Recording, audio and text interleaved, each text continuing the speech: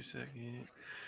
And welcome back to another Wisco Fanatics Friday night. We have a lot of stuff on deck. First of all, we have our man Paul Brettel joining us. He's going to join us for our 2020 draft review. We're also going to do some quick hits. Aaron Rodgers, 5 minutes or less. We're each going to say something real quick. And then we're going to start our draft series. We're starting with wide receivers. I'm sure there's going to be a lot of similarities, but a lot of differences on these lists with what we see and how we feel and what we value in each guy. So I'm very excited to see how that goes. Paul, how you doing, buddy? I'm great. I appreciate you guys having me back. Always enjoy talking Packers with you. Yeah. I'll tell you what, in Wisconsin, there's very few things that's better than talking about Packers football. Sometimes a beer hits a little different, but Brian, how you doing, buddy? I'm doing great. I'm glad to be back. Yeah. That reminds me, Jake, we owe Tyler from Wisco Ball. We owe him a shotgun for the David Gruber challenge. Oh, my goodness. That is what I forgot today. Wednesday, people. Watch Wednesday. We can challenge the people we want to challenge. Yes. Simon and Bryant, since you guys have joined us all season long, you are definitely part of the Wisco Fanatics family. So when we got challenged, you got challenged. So now you owe us a shotgun. So just wanted to throw that out there, Bryant. What was the David Gruber challenge? I could share. I think it was the Wisconsin guys. They started it. Okay. Yeah, you just shotgun a beer. Oh, every time you see the commercial. Yeah. Gotcha. You'd be hammered. I was gonna say. Watch a Bucks game. One call, that's all. After every quarter. Oh my God, another one. Especially if you're watching on the Bally Sports app, because their commercials repeat once in a while. You get doubled up on Gruber commercials in the same commercial break. Oh God. You won't remember. Come back from the break and you wouldn't be able to see straight. Like our trivia episode. Oh, that was messy. Paul, I don't know if you got a chance to see that, man, but that was messy. We did drunk trivia. That was Packers trivia specifically. Yeah, fantastic. And I ended up winning somehow. I don't know. Maybe only because I was the host. Drunk, I guess. That's true. That's a good point. Yeah. So we're gonna start with. Are we gonna start with 2020 draft review, or are we starting with Rodgers? Which one? Let's talk about this real quick, because we've had some people ask us about it, about what we feel Aaron Rodgers. So Paul, you're the guest. Like, what, based on what's happening, where we are right now, and we know that Aaron Rodgers isn't going to be the starter for 2023. What are your just quick thoughts, about Aaron Rodgers? I tweeted out after watching him on McAfee that we knew this was coming, especially over the last week, 2 weeks, but still hearing him say, I want to be a Jet, and just the finality of it being over, like his time as a Packer, not officially, but essentially over. It was surreal. It really, really was. Like, I couldn't wrap my brain around it, just from, my age. He was drafted when I was in middle school, took over at quarterback when I was in high school. So, that's been a large part of my Packers life, has been him as the quarterback. And I mean, incredible moments, incredible high level of play for such a long period of time. It's genuinely going to be missed. But with that said, I think it doesn't have to be a one or the other situation. I think as well, it's many acknowledge that just given how the team played last season, it was time to move on, especially given his salary cap, or the Packers salary cap situation, and his impact on it. And then, I'll get into a little bit more when we get to the Jordan Love and review in 2020, but I'm excited to see what he can do as well. The transition period has to come at some point, and the Packers have pushed it off for a few years now, in big part because of Rodgers and his play. Mm-hmm. But it's like I said, I'm on both sides, where it's a yes. I'm on the side where it said it was time to move on, but it's surreal. It's hard to believe that it's come to an end as well. Yeah. Jake, I know you're feeling pretty strongly about it. How are you feeling about the Aaron Rodgers situation? I'm going to sound like a baby right now, but I 100% agree with Paul. First of all, Rodgers is the first quarterback in my life as well. I'm 30 years old that I got to see his entire career. So, yes, I got to see Brett Favre, but it was towards the tail end of his career. I don't remember the young Favre. I don't remember MVP Favre. I don't remember Super Bowl winning Favre. I don't. I'm not going to lie to you. That was 1996. I was three years old.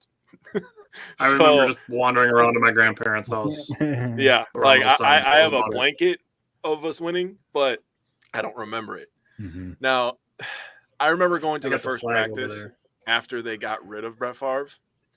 Me and my dad always go to at least 1 or 2 practices every year, and that's something that we've always done.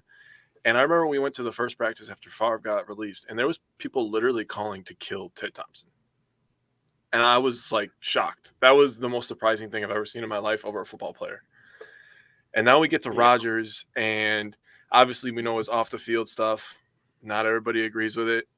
I separate the player from the person, right? And I do agree with some of the stuff that he does. And I'm gonna remember all the great moments and all the great memories. And the saddest thing for me, I think, is now every time an interception is thrown, we're gonna be like, well, now there won't be 250 or 400 or whatever passes in between the next interception because they were so rare. And I'm still sad to this very moment that Rodgers is gone because he's been my favorite player for a long time, and I don't even know how to like say thank you to all the memories that he gave me in my life. I remember like when that transition happened from Rodgers or Favre to Rodgers, like latching on to Rodgers right away because there was so much, I don't know if hatred's too strong of a word, like throughout the fan base, but that Brett Favre was getting pushed out. Aaron Rodgers coming in, and so many people were mad. And that just made me go to the other side of it, where I was like, well, I'm going to ride with this guy, because it wasn't, it's like the Jordan Love situation. And Aaron Rodgers has acknowledged that. Like Jordan Love on draft night didn't say, Goody, come get me. I'm going to go be this guy's backup. Like he was put in this situation. He's handled it very well. Rodgers handled it very well. And we just got to embrace Rodgers has said it too, I think, on McAfee previously. Like at some point, the ride comes to an end, and that's just where we're at right now. Greg on YouTube said the emotional roller coaster, declining multiple playoff performances. It's time to move on, please. David said he was 16 when Rodgers took over.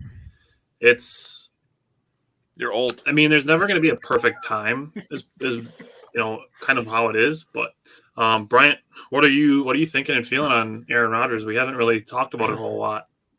Yeah, and I remember when we were talking about towards the end of the season, I was actually I think I was the highest on like I don't think he's coming back. Not like trying to brag about it. So I was kind of assuming this was going to happen. A couple things I want to say is first for Aaron Rodgers, like other than his rookie year, which I was kind of like Paul, like I latched on and I was like, I was telling people, like, I remember talking to my dad and everyone, they're like, oh, you guys are losing Favre. I was like, look, I think Aaron's going to surprise some people. Did I think he was going to turn into arguably, top 5 greatest quarterback ever to play the game? No, I didn't know that at the time. But after his rookie year, I felt really good. And then after his rookie year, for the next, 14 years of starting, what Aaron gave the team was that, and us fans really, was that every year we thought we had a chance to win the Super Bowl. And that's a hell of a feeling. Think about all these other fan bases that are like, we have no shot this year. And they just go into it. Or they try to convince themselves to have a shot, like the Bears last year, but they know they really didn't. Right? Sorry. It's tradition for me to take a shot per episode at the Bears. But so just what Aaron gave us as a team, I think it's hard to see some of the stuff he said on Pat McAfee. It sucks to hear some of that stuff, and I think those, that it's a little raw right now, but it'll heal and it'll come over time. One of the things I want people to remember, especially because a lot of our generation were around when we seen Aaron Rodgers really getting treated like crap. So I'm hoping that helps that not happen to Jordan Love. And then, Favre wasn't out there supporting Aaron really at that time. And then you go back and look at Aaron. He said, what do you say? He's a great effing kid. He's going to have a great career. Like Aaron's supporting Jordan Love and wants Jordan Love to play. So I think that's fantastic of Aaron to even say that. But just really just several memories each season, the different runs, in 2016. Unfortunately, I was at the NFC Championship game that year. Unfortunately, we didn't get it done, but he gave me the opportunity to go to that game in Atlanta because of the way they played. after that Washington loss in Washington. And then, even this year, if they could have got it done. And then, so really just a lot of great games. And it's going to suck. It's going to be a little raw. But I'm going to tell you right now, I'm going to root for him to win a Super Bowl in New York. That's just who I am. And that's what I would love to see him win another ring. I know, not everyone feels that way, but really this year, what I'd be looking for Jordan, and we can get into it, it's just for him to have a similar year like Aaron Rodgers did his rookie year, to show that he can play in this league, and then we build around his talents. So this year I'll be a Packers fan first and foremost, and then I'll be a Jets fan because, as long as it gets done. And I agree with the Packers holding strong diamond hands. If we don't come away with the 13th here, I think it's kind of embarrassing, to be honest. I'm not saying we should get 2 firsts or anything, but Aaron's worth a first round pick for even a year or 2. So we'll see how it plays out. But obviously I love Aaron Rodgers, one of my favorite players ever, probably my favorite player ever, just like Jake. So I'm just hoping, that Jordan can be the next in the line of great players. And I wish all the best for Aaron. So. I think and we're going to do. I was just going to say, like, the expectations and just the knowing of, like, going into the season of, like, all right, we'll be a playoff team. We'll see if we get the first round bye, and we'll see what happens in the playoffs. Like, you just went in with that mindset, and it kind of went away over the last couple years. But you remember, like, the prime Aaron Rodgers, where the ball didn't come out right away and you'd see him wind up, and you just expected like a big play was going to happen, just because it happens so often, that you can't see what's happening. Wide open in the middle of the field for 30 yards. Exactly. But Rodgers just winds up. You're like, here it is. I'd always yell, got him, because I knew he was going to be on target, right? I knew he was going to put it in the breadbasket, but I didn't know who he was going to. Exactly. But when he wound up, I was like, he's got him. He knows what he's doing. When in my life, certain players get to a level where I don't have to yell at the TV to tell them what to do, because I think I know everything, apparently. But Rodgers was at that level. Giannis is at that level for me. So when Rodgers had the ball, I'm pretty quiet. I'm just like, he's got it under control. But now with Jordan Love, I don't know how I'm going to react. I'm gonna have to tell myself patience. Greg's going through basically the Packers' whole history at quarterback on the YouTube side of things. It gets down to seeing several come and go and Rodgers' playoff record. Greg, and me specifically, I've been a strong proponent of record not being a quarterback stat, and it shouldn't be, because there's 22 starters on the team, 53 players on the roster. Yes, the quarterback touches the ball the most, but he is not solely responsible for wins and losses. And I'll die on that hill. For me, with Aaron Rodgers, and Bryant touched on a couple of these things, is, for me, best of luck to him unless he's playing against the Packers. Yep. And Bryant and Paul both touched on it, is that I'm thankful that Rodgers is leaving us with high expectations. That in and of itself is something to be thankful for, having high expectations. There are franchises all over the NFL for decades that have no expectations, or, had expectations to maybe make the playoffs this year. Think of how long the Lions went without even making the playoffs. Still haven't. Or won a playoff game. They haven't won the NFC North more recently than the Tampa Bay Buccaneers have. Think about the Jets, the team he might go to. They haven't made the playoffs since 2010. They haven't been to an AFC championship game since about the same time. Haven't been to Super Bowl, I think, since the 60s. Everyone wants to talk about, Aaron Rodgers' playoff record. Well, and I'm not trying to get at Greg here, but I've heard it a lot of people. Well, guess what? We were in the playoffs every year those years. I think, we got to see some of those wins. We got to be in the game, and we got a Super Bowl out of a career. A lot of times people will say one Super Bowl in a career is great. Yeah, you can say it might have been a letdown because of his talent, because he's top 5 quarterback all time, talent-wise, for sure. But look at all these different organizations that have never even won a Super Bowl, and we got one from him. So and as far as the playoff record, like exactly, Tyler, it's not just in Aaron. There's maybe the last couple of years he's let us down offensively, but early in his career, how many times that he put up 30+ points and we still lost those games? Like, so it's kind of a give or take. You know what I mean? Or losing in overtime without a chance to score. Yeah. Hey, Greg, that's the way we are. We're always for the good vibes, and that's basically what I want to close the Aaron Rodgers part of this with, and it can be one side or the other. You can either be on the side like Jake is, who's sad to see him go, and at that point, we as fans, if you are like wholeheartedly in support of Aaron Rodgers, you need to prove him right in what he said on Wednesday about Packers fans being the best fans on the planet. We need to prove him right. We need to continue to be fans, even if we don't agree with what the compensation is or how Jordan Love's first season as starter goes. We still need to support the Green Bay Packers as fans, regardless of how you feel about it.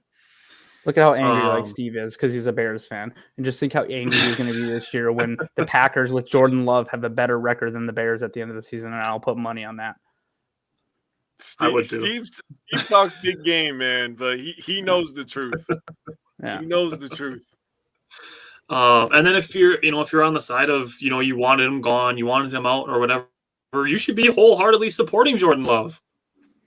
You should want Jordan Love to light the world on fire and be like, man, we should have pushed Rodgers out 2 years ago. And I'm sure people will say, oh, I said that 2 years ago.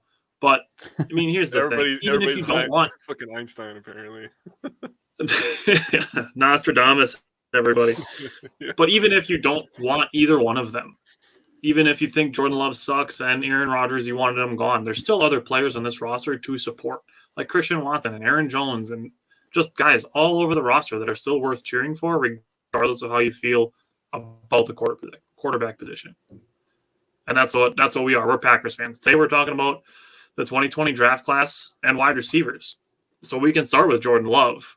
And Paul, you're the guest, so we'll talk to you first. Looking at Jordan Love, obviously a question mark, but where are you at with Jordan Love and what you think about him being drafted in 2020?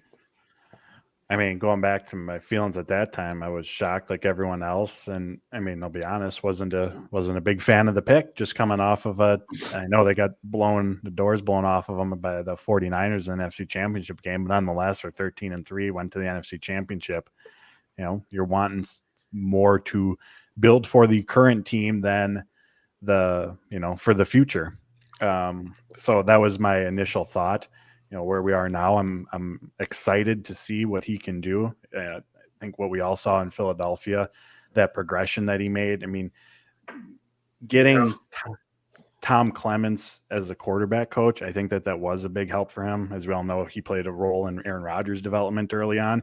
And I remember last summer, Tom Clements talking about we're going back to the basics with Jordan. And a lot of time, the basics at the quarterback position is your footwork. And watching that Philadelphia game several times, that's really what stood out, was that aspect of it, the footwork, moving through his progressions, and then the decisiveness with his decision-making. I remember during it was 2021 preseason, that was what Matt LaFleur just kept, and Nathaniel Hackett at the time, when he was here, kept harping on. He's got to let it rip. He's got to let it rip. And that doesn't mean just chucking the ball downfield for the sake of doing so. But when you see that brief window open, in the NFL, you got to take your shot. If that's your guy and your progression, let it go. And we weren't seeing that a year ago. But then against Philadelphia, I think that was one of the most noticeable aspects that was different for Jordan, and the confidence that came with that. And we've heard, obviously, Goody talk super highly of him, which, I mean, you can always argue the GM speak side of it. But even during the season, Devondre Campbell, Al Nazard, Dallin Levitt, Aaron Jones this offseason, they've all made comments about Jordan Love, some of which unprompted, in talking about his progression. And I don't think we are where we are today in terms of Aaron Rodgers moving on without the jump that Love made this past season. Because the rewind you to can see just it in the preseason, even like even in the preseason, that's what we talked about, is that we weren't looking for Jordan Love to be the next Aaron Rodgers. Mm-hmm. We were looking to see Jordan Love improve in the 2022 preseason from the 2021 preseason. That was the main thing we were looking for. The one start that he made against Kansas City was like a COVID situation. He had 4 days to prepare for. Mm-hmm. So I think people are holding that against him so much. And then the 30-minute second half that they played against the Lions, mm-hmm. and he played 90 minutes of regular season football, and people were ready to declare him a bust. It's like, you got to give this guy at least a season. And then it took 9 minutes of the Philadelphia game for people to be like, we should bench Rodgers for the rest of the season. Exactly. Yeah, And I think- remember.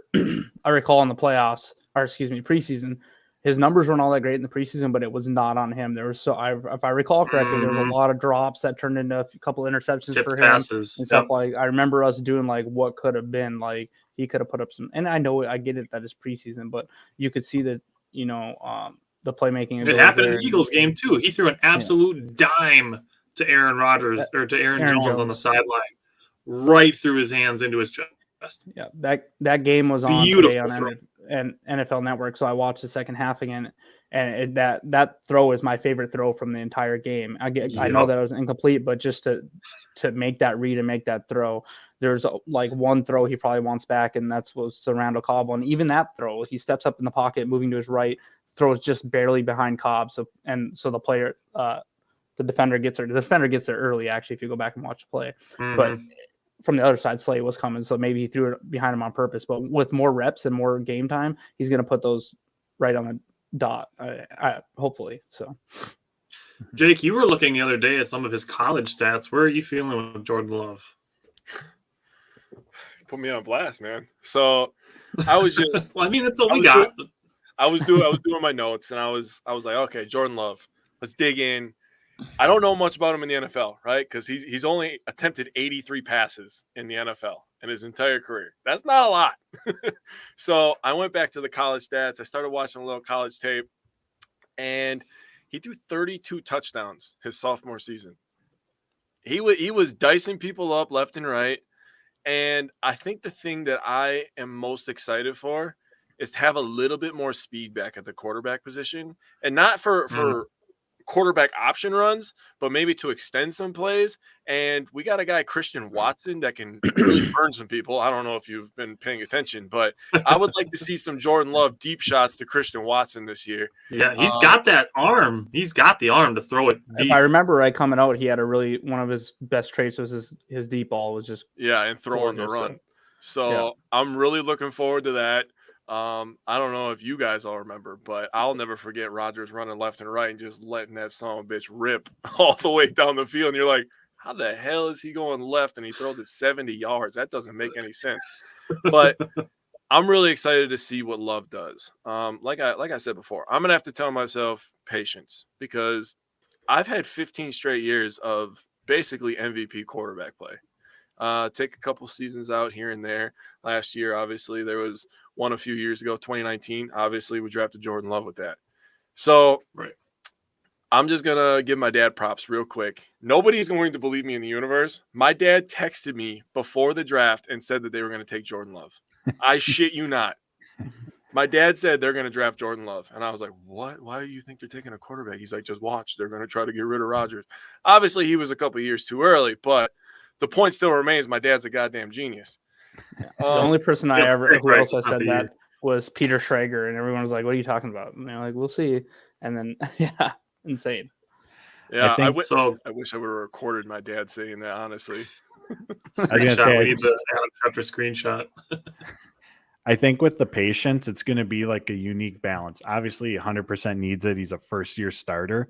Mm-hmm. But I think we also need to see from week 1 to 4 and on, there needs to be some form of progression, because he has been sitting for 3 seasons. So that he's a first-year starter. If he's a rookie quarterback, we don't fully have that to lean on either. And again, that doesn't mean it has to end in a 10-7 season. They're going to the playoffs. They didn't under Rodgers in his first season, but you could see the pieces there of a successful quarterback. And so, not that there won't be ups and downs or that there shouldn't be patience with that, but I think we still need to make sure that, or that's what we'll want to see as well, because some of it's that additional time is lost because, well, he's had 3 years. I like your phrasing of steady progression. I think that's a good way to look at it. Mm-hmm. One last thing I am going to say, and I do agree with Bryant. You said that I believe it was you that said it, that every once in a while we would see a play or a string of plays from Rodgers when he was younger, and we're like, oh my God, like, wow, this guy can actually be good. So I'm thinking, I'm not going to say every game or every 2 games, just give me some moments where I can go back to that and I can like save that for later and be like, oh, okay, I remember when he did this play. Oh, he's done this Mhm. before. Like, I just need to see some of those throws and the quicker decision making. Paul, you did a great job bringing that up as well. And I love that they kept Clemens on the coaching staff for this upcoming season. That was a great move by them. Very smart. And I just need to see a few plays. I don't need to see 100 because we don't have Aaron Rodgers anymore. I think We don't that have Aaron Jones is a perfect example. Yeah. That Aaron Jones throw is a perfect example because we're looking at it and it's like, if he can do that, like, damn. I think people are underestimating his throw to Watson, though, man. That was in That stride, was right at the bottom of the drop. target. Yep. Yeah, he didn't make Watson break stride. He threw it to the correct spot, and Watson ran. It was like a handoff, basically. That was a perfect throw. People don't talk about that throw enough, in my opinion. Yeah. We were kind of talking about this. I hope the NFL does right by him, and I would love for his first start to be in Lambeau Field against the Bears, because how better to win over the Packers fans is if you can get the Bears in your home stadium, your first official career start. You can count the Kansas City game if you want, but that would get them bought in pretty quickly. We could win 4 games the rest of the year, and they'd be like, we still beat the Bears, so let's go. Remember when he started the season beating Justin Fields? Oh man, I love that idea. I would die for that idea. I really would. That would be awesome. So Greg said yesterday he watched Love's entire combine film. He was awesome. If Love was in this draft, he'd be very highly rated. It's apparent why Gutekunst was so high on him. Bill Huber did if Jordan Love was in this draft class, where would he be? And I think he had him 4th after C.J. Stroud, Bryce Young, and Anthony Richardson. So essentially the 4th quarterback in this draft class if you were coming in to be a rookie this year. Bill, who's been watching the show a lot, says when Love got drafted, I was in the minority when I thought it was a smart move. I got roasted in some other groups. We're back in the front office for it. I figured that Love would ride the bench for a couple of years and then move into the starting role because Aaron would retire. And I think that's something that people don't take into consideration as much, is trying to replicate the process of going from Brett Favre to Aaron Rodgers. And this is what I've been saying a lot, is the chances aren't high that we go back to back to back on Hall of Fame level quarterbacks. But the important thing, and the thing that we can be optimistic about and could potentially scare rivals, is that the chances aren't 0 that it happens. It's true. They're never 0. I think too, with we hear about the LaFleur offense and making life easier for the quarterback and the position players. If we look at McVay in LA getting to a Super Bowl with Jared Goff, Kyle Shanahan in San Francisco getting to a Super Bowl with Jimmy Garoppolo. If this offense does what I think we all think it should under Matt LaFleur in that Shanahan McVay coaching tree, for the Packers to be a Super Bowl team, and I'm not speaking about 2023, I'm just speaking, through the Jordan Love era, it doesn't necessarily or shouldn't require Hall of Fame level play. You're going to need a good quarterback to do so, but I think that's what we've learned from those teams over there is we don't need, in terms of the quarterbacks, to go back to back to back for Hall of Famers to still be a good team. People seem to forget that Jordan Love is still only 24 years old, too. He won't turn 25 until November. So, he's still a young player. He still has a lot of room to grow, and I'm very excited to see his first year. Definitely excited for him. David said, I hope he yells, I own you, if they beat Chicago in week 1. Their hearts are That'd just be awesome. crumbled. Maybe a full circle. Bro, if he sweeps the Bears in his first season, oh man, I tell you what, it's gonna be on. I'm gonna get added to a lot of block lists. I'll tell you that. All right. Anybody else want to say anything else about Jordan Love besides just being excited to see him get his chance? Nah. All right. Let's move to round 2. Paul, we'll go back to you. Let's go to A.J. Dillon. Let's talk about A.J. Dillon. So he's been a solid number 2 running back, a reliable pass catcher, which most of us didn't know about during his time at Boston College, but we learned it was just from a lack of opportunities, not missing the ability. I also think what we learned a little bit more in 2023 was that as a ball carrier, he needs the offensive line to create the opportunities for him. Not all of them, but he doesn't, he's the big, powerful runner. Not that he's going to necessarily make guys miss, but he still needs running lanes as well to be successful. So I was looking back at his stats between 2021 and 2022, and obviously one of the big differences there just for this Packers offense was the offensive line play. Last year there was a ton of injuries, especially early on, a ton of movement. And I think in general with the offensive struggles, we look at the receiver position, obviously Rodgers being the quarterback takes the brunt of the blame, but that offensive line play was not helping things by any means. It was tough to get the run game going. Matt LaFleur was shifting the entire offensive game plan, like that Washington game where Bakhtiari was out the last minute, Zach Tom's thrown in. They have just a mean defensive front. I mean, that ball was out of Rodgers' hands as quick as can be, just to avoid the pass rush from getting to him. So that was a big part of the offensive struggles. And with that, it was more challenging to run the ball. So we saw A.J. Dillon, his missed tackles force go down, his average yards after contact go down, whereas Aaron Jones, his dipped a little bit as well, but he was still among the league's best. I think top 15, top 17 among all running backs in both of those categories, whereas Dillon was in the mid-30s. And obviously they're different styles of runners, but I think for me anyways, that was one of the things that really stood out last season was that there needs to be, Aaron Jones can go and create. A.J. Dillon needs a little bit more of the offensive line to do some of the work for him to get him those opportunities. So now as we look ahead to, let's fast forward a year from now, this very well could be Aaron Jones' last year here. I think running back is going to end up needing to be going to be a big need for them a year from now, because I don't think you don't want A.J. Dillon to be the guy as your workhorse. He's a good complement. We're covering running backs this year on the chance that they decide to take one in the draft. So we'll be talking about running backs in a couple weeks. I'm pounding my fist for in mid-round. I think that's 100% in play. I think it was both Daniel Jeremiah and Dan Brugler both said that in the third, fourth round range, it's just loaded with options, starting caliber players. And we haven't. I love Dan Brugler, by the way. He's so good. And we haven't. Love his Beast article every year. It's fantastic. And we haven't necessarily seen, three running backs actively worked into the rotation, and understandably so. You have A.J. Dillon, Aaron Jones, they're going to get the bulk of the touches. But before they drafted Dillon, Matt LaFleur talked about the importance of having a third running back to lean on. And so if they get one of those third round, fourth round running backs, I'd be curious to see how that usage goes, just in terms of maybe it's just given Jones and Dillon, 3 to 4 less snaps per game, something like that, where over the course of the season, that can add up.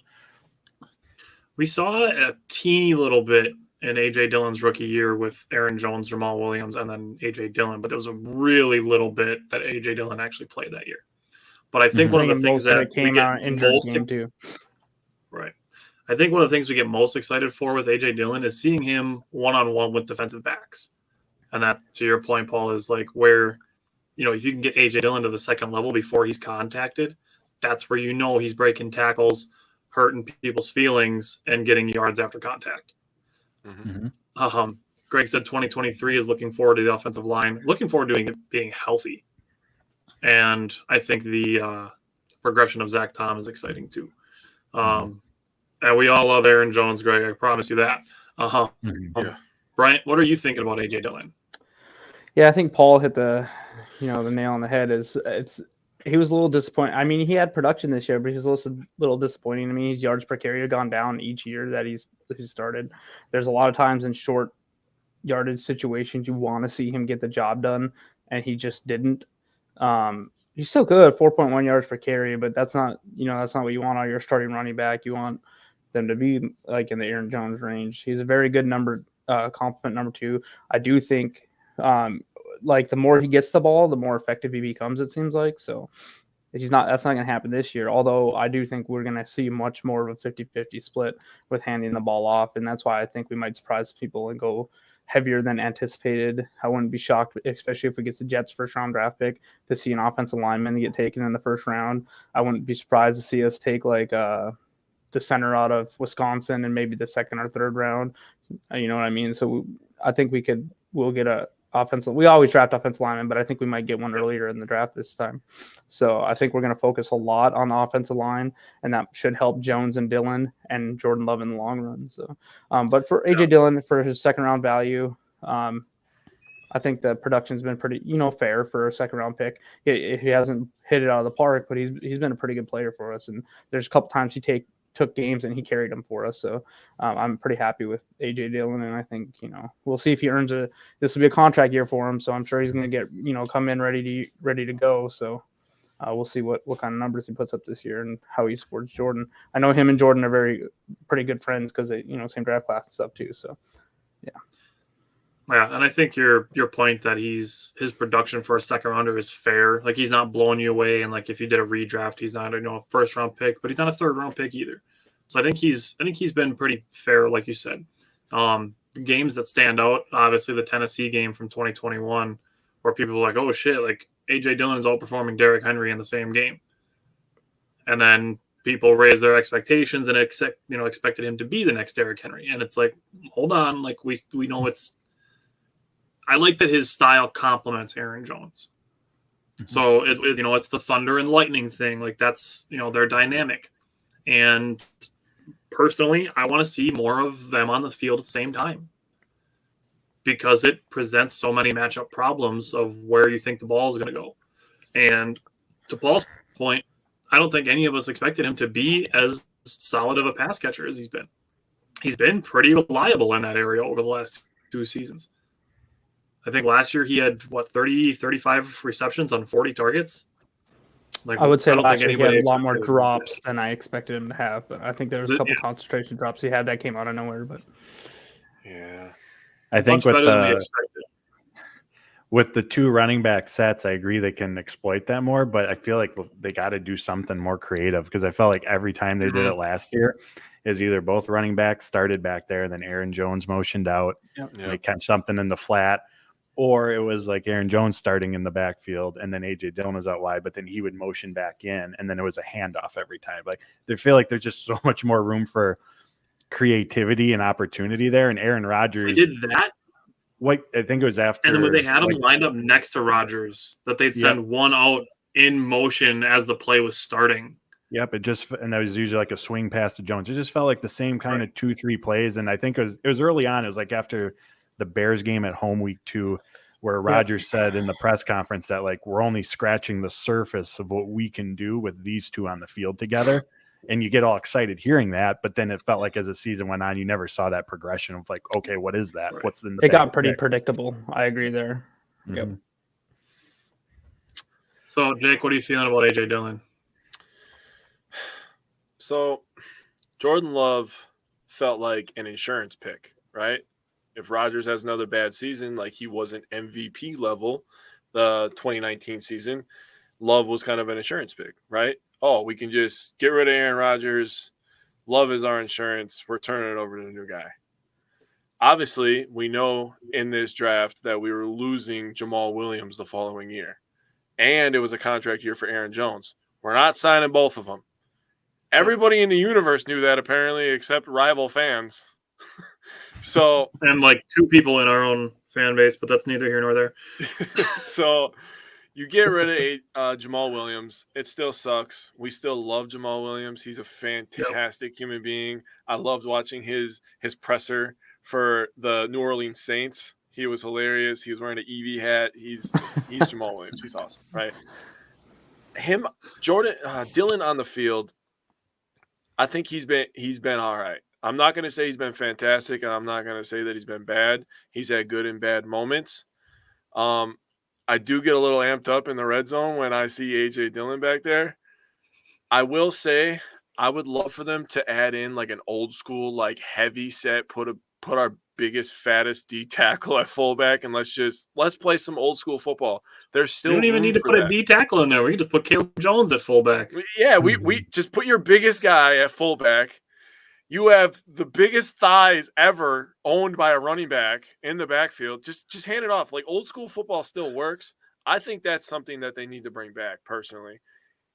I love the 2 running back set. Tyler, me and you did a bonus episode talking about. Hey, I don't mean to interrupt you, but did you see that Purdue got knocked off? Yeah. What?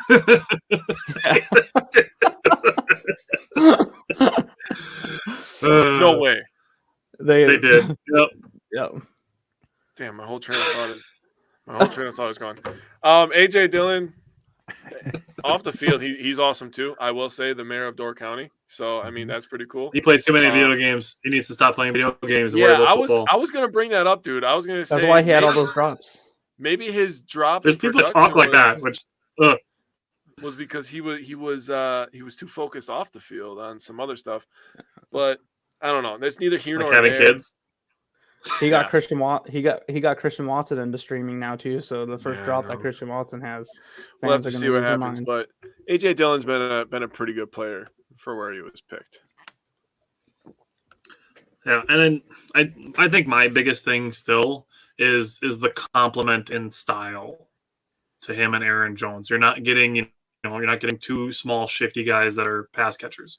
You're not getting two guys that are both just going to run you over. You got a little bit of both, and that gives you versatility at the running back position, which is what I like, is versatility. Guys that can do more than one thing. Gutekunst obviously does that, especially when it comes to offensive linemen. That versatility is appreciated. And it has been for wide receivers too.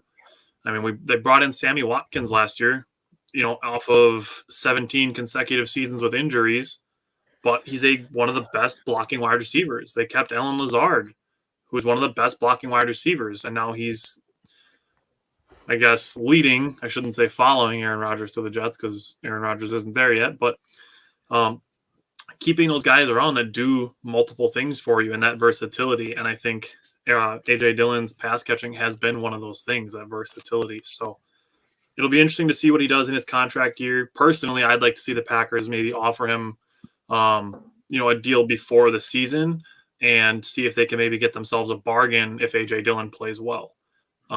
That's personally the way I'd like to go. I can understand if it doesn't happen that way, but and anybody else want to say anything about AJ Dillon? No. All right. Nope. You can probably just go ahead and round pick. jump to This the is sixth round probably the now. best third round pick that hasn't been a disaster, I would say. But let's talk about Josiah DeGuara. Paul, I'll go to you first again. I'm a big fan of DeGuara. I'm excited for what I think is going to be an expanded role for him this season. Tight end positions in flux. And Yeah, I think he's developed into a really strong blocker. And when he was first drafted, there was the comparisons to Kyle Juszczyk. And I don't think anyone was saying he's going to be at that level. But I think more in terms of usage, that H-back role. And we've seen DeGuara in the backfield moving around. And Matt LaFleur talks about the illusion of complexity. Similar plays from different formations, plays that start out looking the same but end up different. And having that versatility that a DeGuara can bring, I think is an important aspect to that. So I'm hoping for him to take on a larger role. I mean, as a pass catcher, very limited, but he was effective, 13 of 15. Showed some playmaking when he has the ball in his hands. But I think a lot of what he's going to bring is the, being in motion, lining up from the slot, in line, in the backfield. And again, just helping to create mismatches, not just for himself, but for other players within the Packers offense. So I like what he brings to this team, and I'm hoping that there's going to be an expanded role for him because, again, he's not the pass catching presence that Tunyon is. Big dog is a blocker. So he was automatically number 3 on the depth chart right there at the tight end position. And they should absolutely add the tight end position in the draft. I still think they should add another one here in free agency, but I'm a fan of DeGuara, and I'm guessing there's going to be a larger role for him this season. I'm excited for DeGuara too. He hasn't progressed quite as quickly as I might have hoped, but what I noticed, and Jake and Bryant can attest to this, is that as the season went on and we got towards the later quarter of the season, the Packers started doing a lot of pre-snap motion with Josiah DeGuara, Mercedes Lewis, Allen Lazard, where they'd get them motioning across the formation and they'd be at full speed when getting the ball into, say, Aaron Jones's hands, and then he's got a full speed lead blocker ahead of him. that happened a ton in the last quarter of the season. And I loved plays like that because they were good for 7 yards at least every single time. And as far as him as a pass catcher, one of the main things that I've seen him improve on, and this is something hopefully he can continue to improve on, is finding soft spots in zone coverage. That's something that I saw from him a little bit more this season, and hopefully something that he can develop in going into 2023. As for adding to the tight end room, all four of us, we had our free agent wish lists. All four of us had Dalton Schultz on ours. A bunch of the guys had Mike Gesicki on theirs. I have Foster Moreau on mine. I still think that's potentially an option they should consider. It might be a cheaper option than Dalton Schultz, but a guy that I think could potentially fill in nicely. And you can still use 2 tight ends. The Packers, we had plays last year. I know we had plays for a fact because we talked about it, where they had all 4 tight ends on the field at the same time. I think I don't think it's outside of the realm of possibility to have 2 that you use heavily. I know this is a super deep draft class at the position, which is why they should take advantage of it. But historically, rookie tight ends, even the early round picks, do not contribute in a significant way to the passing game. There was this article it was from like 2018 ESPN, where over the previous 15 years, so from 2003 to 2018, only 2 rookie tight ends had over, I think, 600 receiving yards that season. Since then, I think the only one to do it is Kyle Pitts. So I think there's he's like 3, a wide receiver playing tight end. Yeah, like basically. So there's been 3 in the last whatever that is, 19 years, yeah, to make that sort of significant impact. And if we look at the playoff teams from last year across the NFL, impactful tight ends in the passing game were a big part of a lot of those offenses. And we look back at the Packers, that was missing. Tonyan is super, super reliable, but he averaged less than 9 yards per catch. He ranked in like the bottom quarter of the NFL in tight ends in that category. In part, I think it was usage. He caught a lot of passes around the line of scrimmage. He felt almost like a security blanket at times for Rodgers, like, oh, that's not open here. So, but also he didn't look nearly as explosive as he had prior to his injury either. Yep. So they need that element. I think they can find that element in this draft, but that's also why I thought bringing back Tonyan made sense. So you have that reliable piece to help bring some stability to the position as the rookie goes through likely ups and downs. Especially if Mercedes Lewis is either looking at going to New York with Rodgers or retiring. Greg said, I hope Green Bay can become a tight end catching team again. And I think that's something that Matt LaFleur wants to do is have multiple tight ends in the fold. I think that's part of his scheme is to do more 2 tight end, 2 wide receivers, as opposed to 1 tight end, 3 wide receivers. As far as the draft goes, I will say I do not want to draft a tight end in the first round. And your point on rookie tight end contributions only makes me want to double down on that. Triple. So, Bryant, you were a little higher on DeGuara going into 2022 than some of us, but what are you feeling now going into 2023 with Josiah DeGuara? Yeah, maybe I was just a year ahead, and that's what I'm hoping, right? Like, I'm hoping that, he was out the 1 year with his ACL, so maybe this is his true 3rd year or whatever. So hopefully he gets, I don't think he'll ever be a huge yardage guy, maybe 450, like 4 touchdowns, and then he, contributes to the blocking game. So we need help at that position. And I don't want to draft a tight end in the first round either. For sure, I don't want to, but maybe, the 2nd round or 3rd round would be good.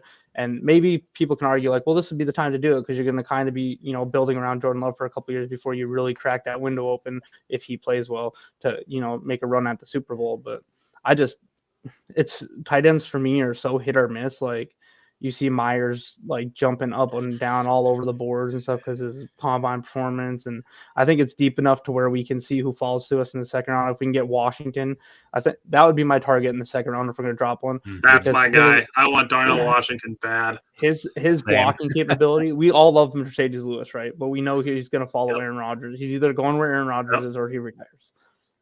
What better than drafting Sam said it too. Mercedes Lewis 2.0 with probably better hands. And more receiving capability. So if we can get Washington in the 2nd round, I'd be pretty pleased with that pick. But DeGuara, hopefully, like Paul said, I hope he gets more involved this year. Maybe I was a year ahead on my predictions of him kind of having, I never said he was going to go crazy, but I think I had him at 450 yards, and I think he could do that. So I think you made a really good point in that DeGuara's impact, it's most often not going to be on the stat sheet. It's going to be the stuff he creates for others, what he does in the run game, and hopefully he becomes like a red zone target. Jake, what do you think about Josiah DeGuara? I don't know, man. I'm not like on the bandwagon, but I'm not off of it, I guess. I don't know. I think that he's a backup, if I'm just going to be completely honest with you. I don't think that he's a starter caliber guy.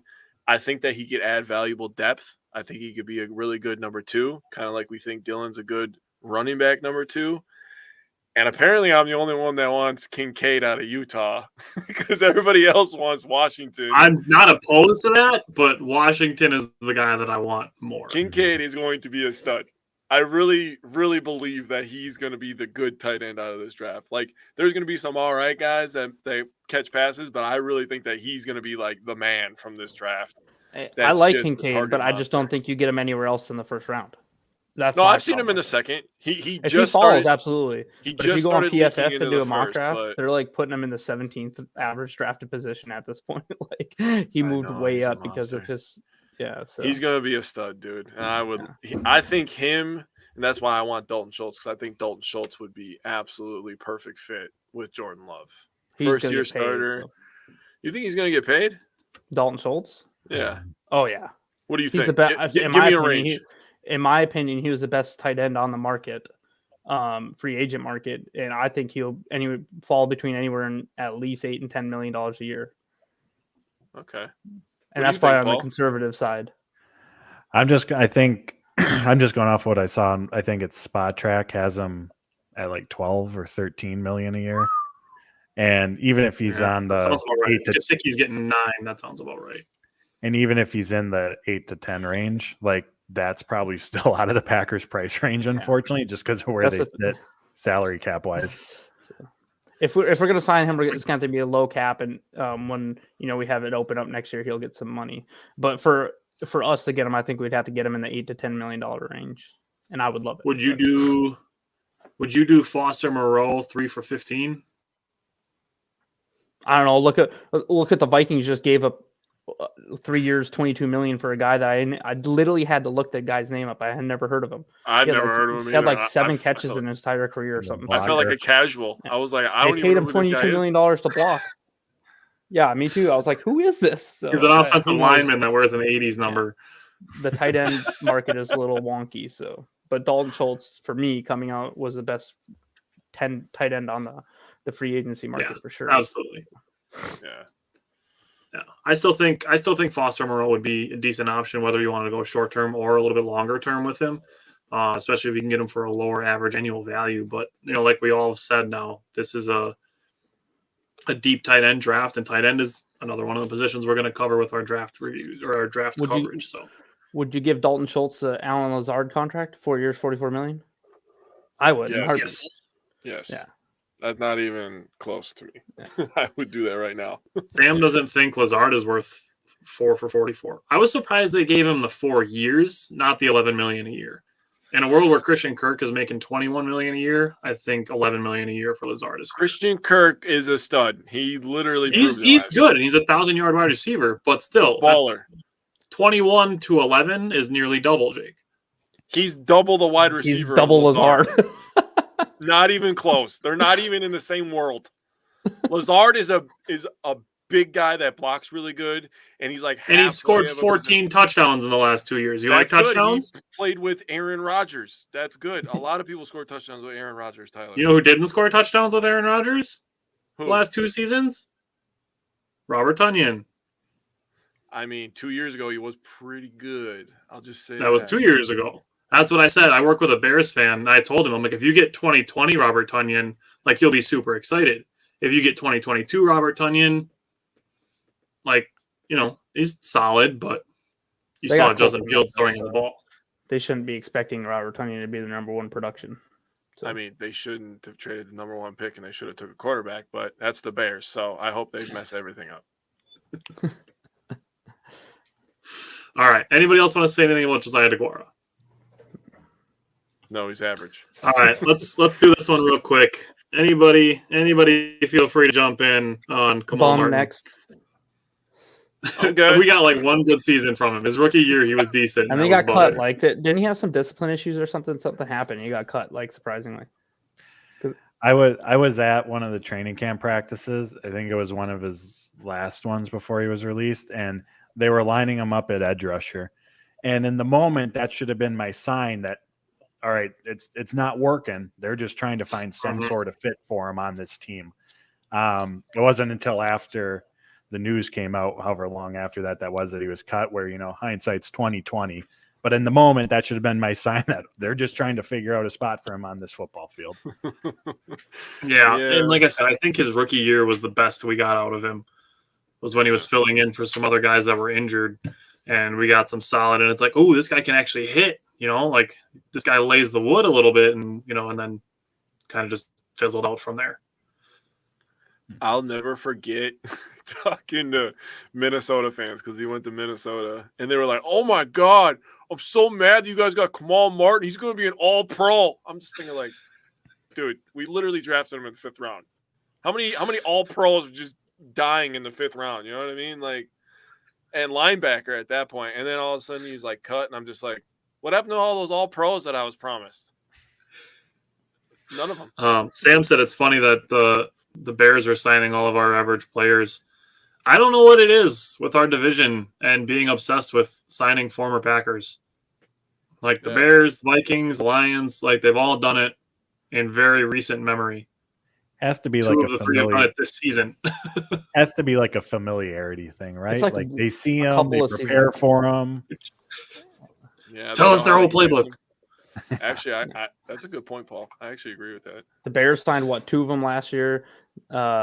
The Vikings signed 2 or Z last year, and then they got Lowry this year. The Lions, of course, got Jamal. I mean, they went after Geronimo Allison. Sullivan last year too. Yeah. The Bears And took EQ Sullivan. and Lucas Patrick. Yeah. Oh God. It's funnier the more you think about it because the list gets longer. Yeah. That's a long All right, list. this might be the best pick of the draft as far as production has gone. Like AJ Dillon is probably up there, but I mean John Runyon Jr. has been kind of a set it and forget it guy on the offensive line. I think we've gotten really, really consistent production from John Runyon Jr. Paul, what are your thoughts on John Runyon Jr.? Yeah, I think consistency is the best way to put it. I remember on 2 separate occasions that at least stand out to me in the locker room last year where Rodgers was talking about the most consistent, steady people along the offensive line, and he mentioned Runyon on both occasions.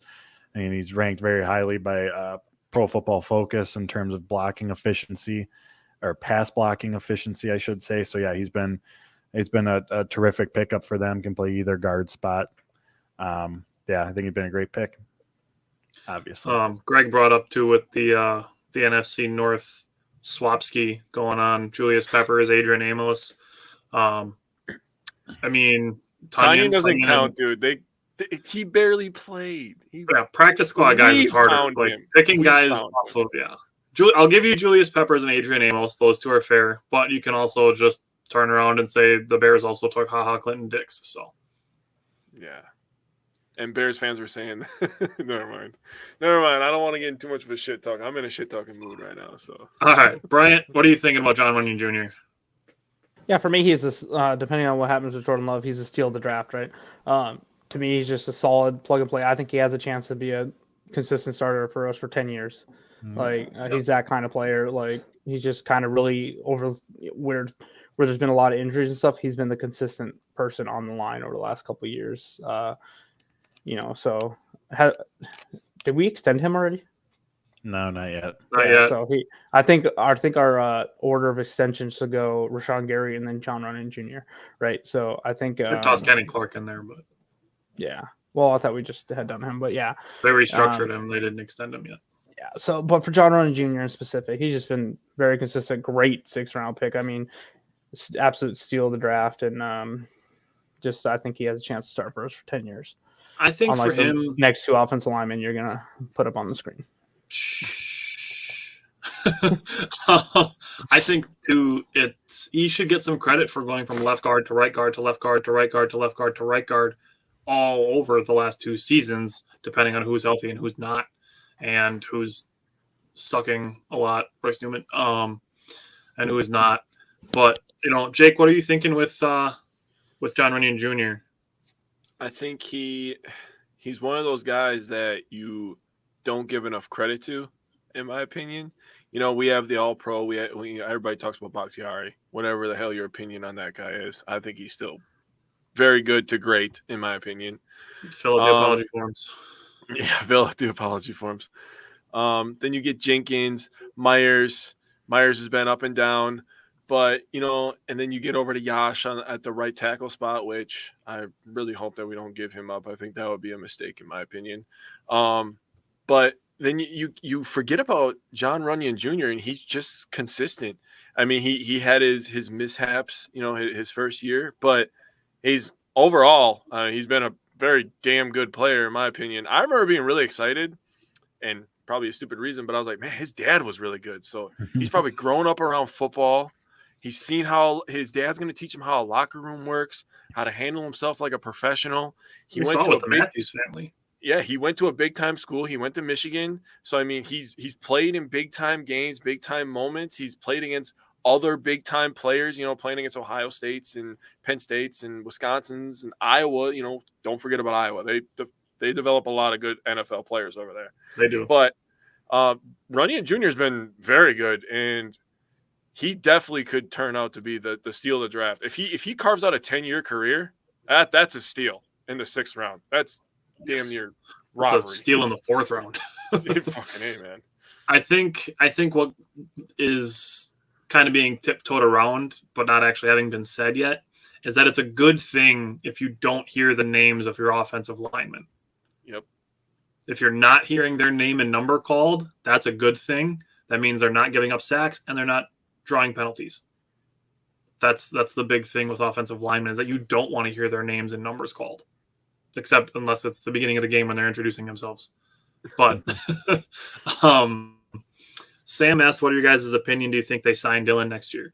Sam, we talked about A.J. Dillon a little bit earlier. My thought is that they try to do it before the season starts. But what are you guys' thoughts before we get into these last 4 picks all at once? But do you guys think they try to extend Dillon before, during, after the season?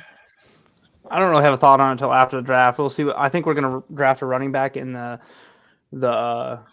middle rounds 3, for 4, sure. 5. I just want to see what type of running back it is. If it's the workhorse, then I think we probably keep Aaron Jones for this year and next year. If it's more of an Aaron Jones type, I think we extend, AJ Dillon. And if we can get him, I don't think we give him a huge extension, but maybe 2 years, like $18 million or something. If we can get him to sign something like that on top of what he has, I think you could, try to do something like that. Paul? I tend to lean towards them bringing him back. I don't know when an extension take place. Maybe they get through the season and, do it before free agency starts. But I think just looking at the running back room next year, like I'd mentioned, I mean, Jones's cap hit's going to be massive. He very well could be a cap casualty. This could be his last year in Green Bay. And then if they don't intend to re-sign Dillon on top of that, you're down your 2 starting running backs. Like even if they spent a 3rd round pick on one this year and, is he going to get enough playing time behind Jones and Dillon for them to know, oh yeah, he's going to be the guy. We can let both these guys walk. That I'm not so sure of. So for just kind of the state of the running back room, the salary cap, I tend to think that he would be back. All right. I am also leaning yes, and I'm also leaning they are drafting a running back because they literally have to. Yeah. All right. Anybody want to say anything about Jake Hansen, Simon Stepaniak, Vernon Scott, or Jonathan Garvin? Scott's been good on special teams. Garvin's seen way too many defensive snaps for his production. Like 600 snaps, and he's got like 1.5 career sacks. Like, just get him off the team already. I'm sorry. Maybe that's a little ruthless, but 600, like they continue to keep him around, and I don't get the appeal, I guess. And I thought they trying to think what player they cut this last off preseason and kept Garvin instead. And I was keeping Ollie. Yeah, probably keeping Ollie or someone else. So it was just like, what's the point? So. Yeah, I wrote down that Garvin's on the hot seat. I mean, he was a healthy scratch during several games during the second half of the season last year. Better. with the edge rusher position being a big question mark already once they lost Gary, and he was still, a healthy scratch at that point. The edge rusher position in general, the depth has to get better. I mean, once Gary went down, the consistent pressure from that group wasn't consistent, I guess is what I should say. And then as a whole, that group can get better against the run and setting edges. So honestly, I wouldn't be surprised if that was like their first round pick, just given the depth of this draft class at the position. Guys tested incredibly well at the combine. I know who Jake wants. It's a big need. It's one of the, we talk about one of the more important positions in football. They all are, but one of the more important positions in football, that's up there. Like, it just checks a lot of Brian Gutekunst's boxes in terms of, what he looks for in round one, deep class, top athletes, premier position, things of that nature. So, but they definitely have to give that pass rush a boost. And I wouldn't be surprised if Garvin's the odd man out. And then Jake Hansen, coach and staff loves him.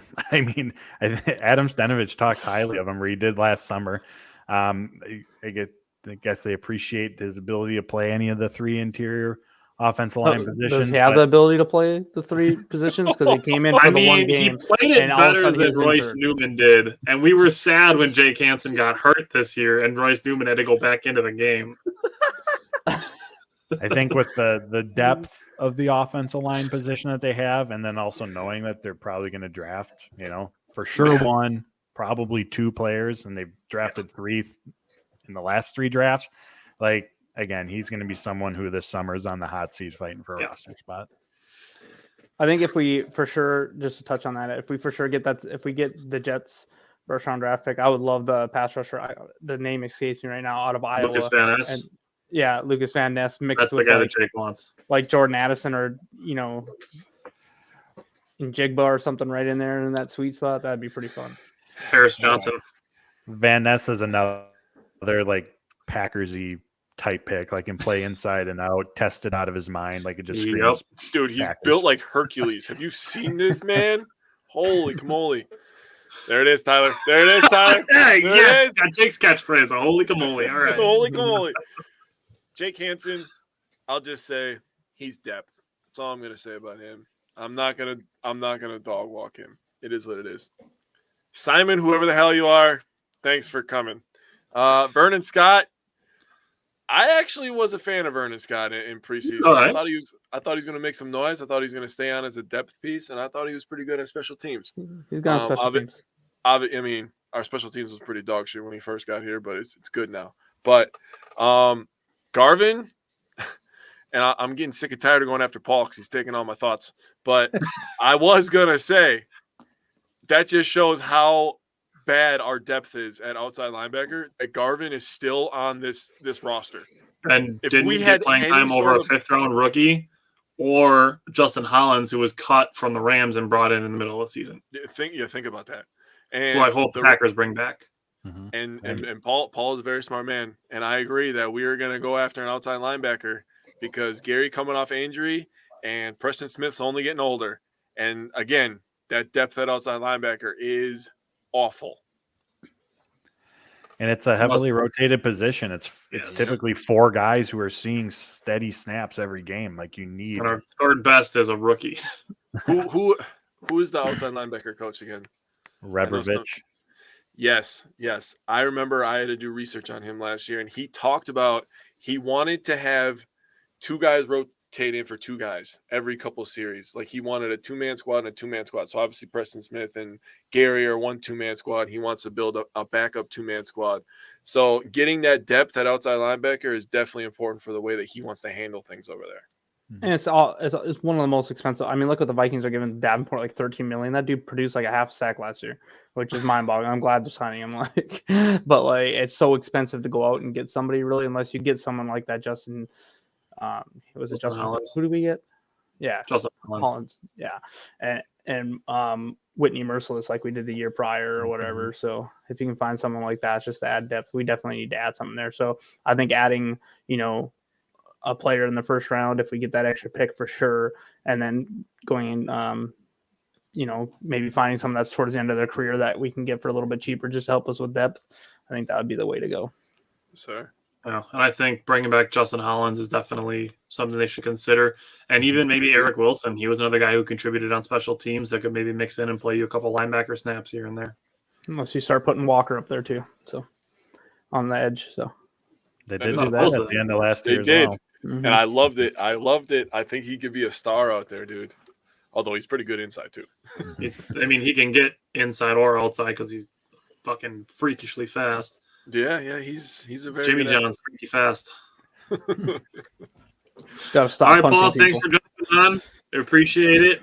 Hopefully have you back maybe after the draft. Thanks for hopping on with us, talk about 2022 or 2020 draft class. And hopefully have you back soon. Sounds great, guys. Appreciate you. Take care. Yeah, you Have a too. good buddy. night. Thank Have a good one. you. All right, you guys ready to talk some wide receivers? Yes. All right. So I'm going to give Simons first, and then we'll just go Bryant, Jake, me, and we'll just go around the horn. And we're going to go 1-1-1 all the way through 20. We each have some guys to elaborate on. And I'll start with Simons. I think we all, have a consensus number one. But Simon has Quentin Johnson number one. I have Quentin Johnson number one. Bryant, Same, who's your number one? Quentin Johnson. Jake, who's your number one? He's the best. That's all. He's I'm the gonna best say. in the draft class. He's the best. He's your guy to talk about. So give us some Quentin Johnson. Well, he's 6'4", and he runs really, really fast. So that's a great combination to have. And when I was thinking about Christian Watson, yeah, I was like, what's better than one Christian Watson? Two Christian Watsons is four better Christian than one. Watsons. Let's just draft all 6'4" guys that run 4.4, 4.3s, right? That'd be amazing. So this is what I noticed. First of all, they use him on end arounds. They use him on jet sweeps, kind of like Christian Watson was used. He has that vision. He has that rack ability. And the thing that I found, that was the most crazy part about this is he's a big guy and he looks a little bit thicker than Christian Watson. He has some shake to his game. He has really, really nice feet. He has really, really good hands, crazy body control for a big guy. And like I said, he's a rack monster. I watched the highlight of him against Kansas. He was eating them alive all day. There could have been 15 defenders on the field, and he was still getting yards and making people miss. And it wasn't like he's just running people over because of his pure size. He's running past people. He's juking them out. He's a fantastic just prospect. Honestly, I might fall in love with him just because of his size and speed, and he's the best one in the draft with size and speed. His spin move stood out to me so much from watching his tape. Like he makes a catch and he pivots to spin. Like it's so quick and crisp. It's not something that it's like, okay, this guy's just trying to lumber for 2 extra yards. It's like quick, foot in the ground, and he's going in the other direction. That stood out to me as well with him. And that adds to your running after the catch. Point just body control, man. For a guy that size to run that fluidly, it really reminded me of Watson when I watched his highlight film last year. And you were in love with Watson, so that's true. I did have, I had him. I was high on Watson. I have a guy that I'm high on this year, and we'll get into number 2. Simon's got Jackson Smith, Nigma. Number 2, I have Zay Flowers. I'm super high on Zay Flowers. I have him at my number 2. Bryant, who is your number 2? So my number 2 is Jordan Addison. We'll let Jake say his number 2, and then I'll talk more on Jordan Addison. My number 2 is Jalen Hyatt out of Tennessee. Whoa! All right. Told I you knew you said he was the guy that you were high on. Zay Flowers was my high guy. So, all right, Bryant, you're going to talk a little bit about Jordan Addison. So watching his highlights, one of the things that's really stood out to me is like his balance through contact for a small dude. He's like measured between 5'11" and 6 foot, 173 pounds. He didn't run as well as he wanted to at the combine, but if you watch his tape, he's faster than that. I mean, 4.49 is fine too, right? So you want, if you're talking about a wide receiver that's 6 foot, 175 pounds or whatever around that area, you want him to be a little bit quicker. But so he's a former Blitnikoff winner, and he played very well at both USC and Pittsburgh. So the thing about him is like his route running is great already, and he has really good ball skills. And like I said, he has a way he makes people miss and stays balanced after he catches the ball. If you go watch his highlights. So, and the thing with his route running is he's going to be able to be an impact on whatever team he joins right away. So he's really good at like altering his pace and creating separations that way. One of the things we really like about Romeo Doubs, I know he struggled with a few drops, but he had really plucky hands. That's kind of what Jordan Addison has. Like if he gets a hot ball thrown to him in a tight window, he catches it with his hands away from the body, which is nice to see. And like I said, he does lack a little bit of size. So if they can get their hands on him, it's going to limit him a little bit. But really for him, what I see is he's going to be like, if you add him to our offense, say, he's probably going to be the highest volume receiver. He's going to get a lot of targets. That's what he's going to thrive in, is finding space in zone and getting those targets. And I think that could be great for opening up like Christian Watson. And I know, I'm not always high on the comparisons, but the player, and I looked into like what he scored at the combine and stuff. His comparison is Devontae Smith. Like if you give me Devontae Smith on this team, I'm pretty happy with that. Yeah. So I think he could come in and he could be our target leader pretty quickly with opening up huge plays for Christian Watson. So. Yeah, that's a fair thing to bring up. I mean, the comparisons, I'm not super high on them either. Like one of the four guys that I'm going to talk about, I do have one comparison to make, but it really highlights the ceiling that a guy like that has. Yep. Greg said Johnson's been the only A-rated wide receiver in many draft reviews, and that's certainly the case. I mean, you could tell all four of us had him consensus number one, and we all had different number twos. There's a lot of slot type receivers in this draft. There's tons of them, and there's a couple guys lower in the top 10 that I really, really like as well.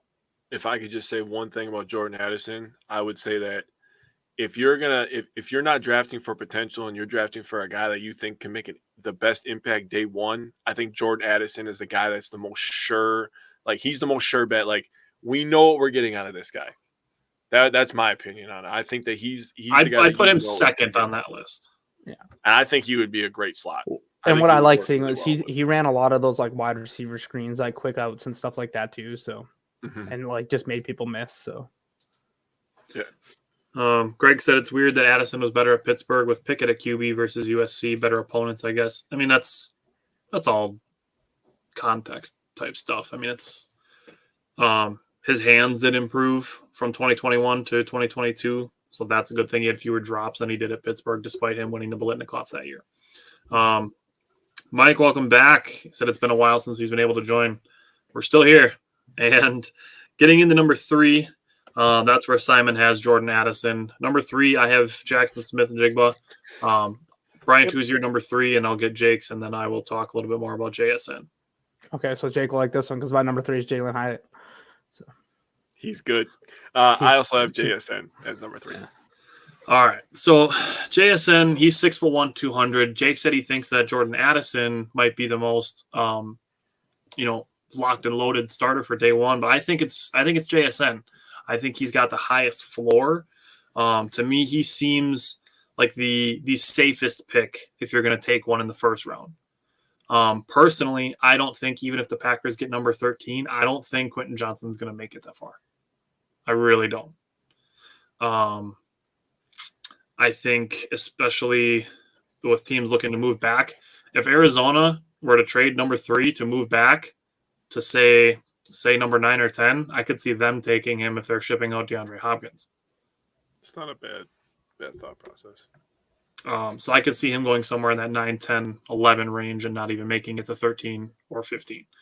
But if you're at 15 and JSN is there, 6'1", 200, he's not super speedy, but he still finds ways to get separation and yards after the catch.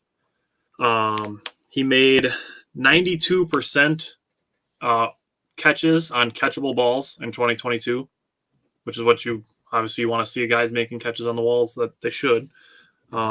He's another great route runner, and he had a 934 RAS score. That's something that Brian Gutekunst has put a lot of stock into, is the RAS scores. So that's something that makes me think that JSN will be a target for Brian Gutekunst at that 15.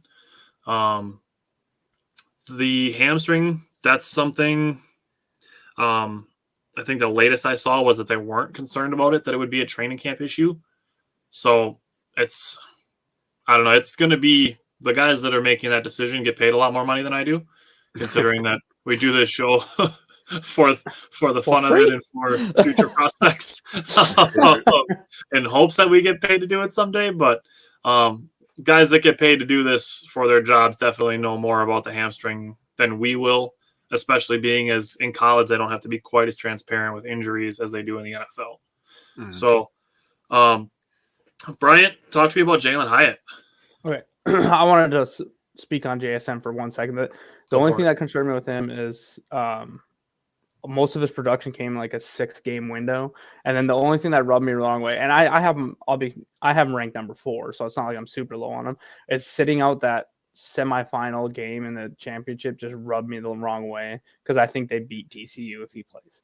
But that's my thought on him, and I wouldn't be upset if we got him because I think he could come in and he could be a contributor right away. Nobody's gonna bring up his Rose Bowl record. Nobody's gonna bring that up.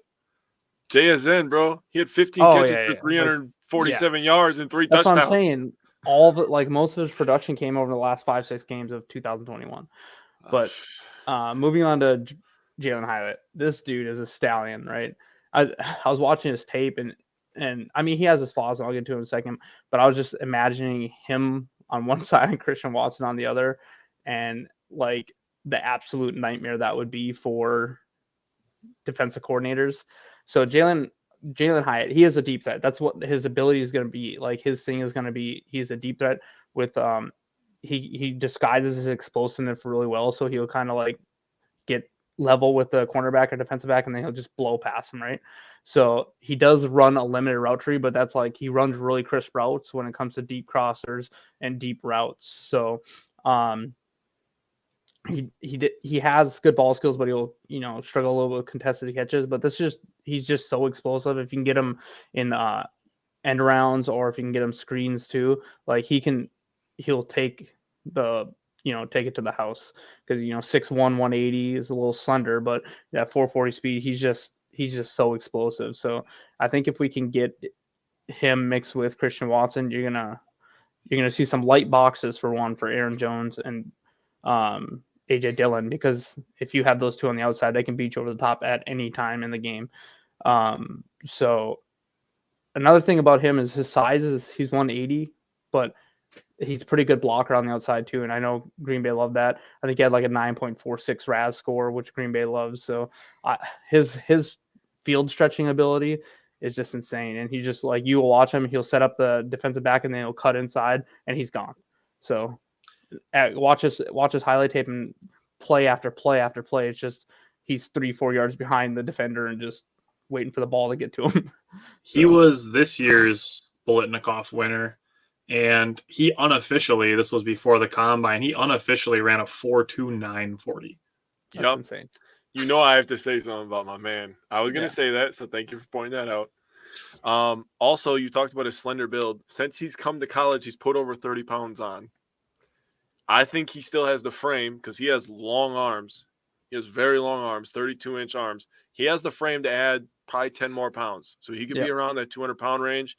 6'1", 200 pounds. That's a good-sized player. His coming out party was against Alabama. 207 yards. I wanted to touch on that. Like, he had crazy good production against Alabama and Georgia. Like, and those are the two best teams he's going to play, and he really showed up.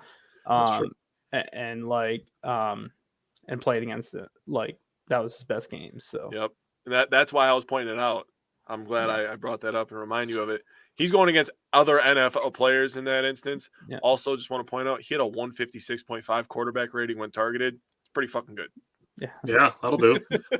Greg likes the wide receiver from West Virginia, pegged for round 3. I'm not sure which wide receiver that is. I had a really hard time paying attention to colleges because that just doesn't really matter to me, but I'm drawing a blank on which one that is. So if you can find his name, Greg, we'll probably end up talking about him at some point. Bryant, you go first for your number 4. Simon's number 4 is the guy that he's got the notes on. So Bryant, my number 4 is JSN. Jake, who's your number 4? I have Addison as number 4. I also have Jordan Addison, number 4. Simon had Zay Flowers at his number 4. Simon's notes for Zay Flowers. He's 5'10", 172 pounds. He's undersized. He's the guy that reminds me more of Devontae Smith, that size player. He's got big yard after catch ability, can turn on the speed immediately, has the ability to separate with ease. One of the most explosive wide receivers in the draft, which I agree with. That's why I'm so high on him. He's a little bit undersized with a smaller catch radius. He did have 9 drops last season, which is a little concerning. And hasn't shown the ability to be a good run blocker, but he'll be picked in the first or second round. So that's what Simon had with his notes. He did run a 4.42 official 40 and a 4.37 unofficial 40, but his speed and elusiveness are such a big deal for him. And for me, one of the main things that I'm looking for the Packers to get in the draft this year with a wide receiver is I want a guy that can get separation. So for a guy like Zay Flowers, who's got the quick feet, the elusiveness, and the quick twitch, that's what Devontae Adams had. And I'm not trying to replace Devontae Adams, but you know what I'm saying when I say Devontae Adams and his quick twitch. He didn't need to hand fight with anybody to get open. He used his feet, and he was already open. He didn't have to fuck around with hand fighting. So a guy like Zay Flowers, who's got the quick twitch, the elusiveness, and the speed, who can get open with his feet, that's the kind of guy that I want. That's why I'm so high on Zay Flowers. But Simon's got him at number 4. Jake, who's your number 5? Zay Flowers. All right. Brian, who's your number 5? My number 5 is Cedric Tillman out of Tennessee. For him, I just think he's big and strong and contested catch. For me, what I wrote down for him is he would remind me of an Allen Lazard type wide receiver. 6'3", 215, runs a 4.5, just makes contested catches, has big arms, long arms. So that's what I have for him. I'm probably a little higher on him, but yeah. I had him and Josh Downs right in the same. I had him and Josh Downs right there in that spot there. All right, number 5. I had Rashee Rice at number 5. Wow. Simon has Jalen Hyatt there. Number 6, that's where I have Jalen Hyatt.